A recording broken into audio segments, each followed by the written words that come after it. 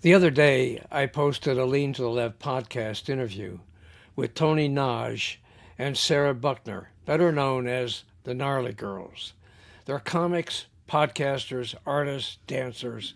They do shows around the country, all with a message using humor and artistry. During the interview, Tony talked about Jeffrey Epstein and Trump and other politicians and how pretty young models were all wary of getting on Epstein's rape plane. Here's Tony on the rape plane.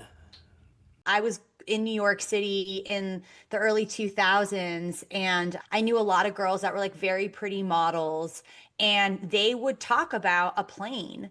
So him, Jeffrey Epstein, like these were like major figures that were trafficking women and young girls and feeding them to politicians. And these models would talk about the rape plane.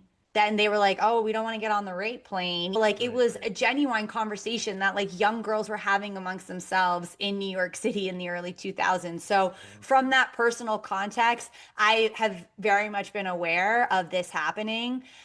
There was a woman named Kathy O'Brien who wrote a book about her being a sex slave during a couple of different administrations. And she talks about Dick Cheney, she talks about Bush Sr., she talks about very high level politicians doing this behavior.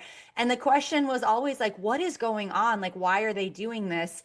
And one reason would be when you completely live above the law, which is what these people do. All of these billionaires, they are able to truly live in a different ecosphere than everyone else because laws do not apply to them at all.